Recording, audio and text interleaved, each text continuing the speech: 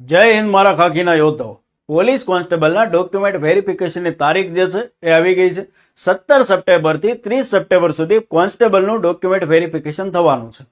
તો એવા તમામ યોદ્ધાઓ જેને ડીવી લિસ્ટમાં નામ આવ્યું છે તે તેના તમામ ડોક્યુમેન્ટ છે તૈયાર રાખો. હવે બીજી એક ખાસ નમ્ર નિવેદન અને એક વિનંતી કરવાની છે. જનરલી હું મારા માટે ક્યારેય વિનંતી રિક્વેસ્ટ કરતો નથી, પણ વાત જ્યારે મારા યોદ્ધાઓની હોય તો એવા તમામ યોદ્ધાઓને એક વિનંતી કરવાની છે કે જે ઉમેદવારો જે છે એ બીજી ભરતીમાં લાગી ગયા છે, જેને બીજી કોઈ સરકારી નોકરી મળી ગઈ છે અને કોન્સ્ટેબલમાં ડોક્યુમેન્ટ વેરિફિકેશનનું નામ આવ્યું હોય તેવા લોકોને નમ્ર નિવેદન છે, એક અપીલ છે કે તમે ડોક્યુમેન્ટ વેરિફિકેશન ના કરાવશો. કારણ કે તમને બીજી નોકરી મળી ગઈ છે અને તમે કોન્સ્ટેબલમાં જવા નથી ઈચ્છતા, તો આ નોકરી એવા બીજો જે કેન્ડિડેટ છે જેનો મેરિટ તમારા પછી છે તો એમને લાભ લેવા દેજો.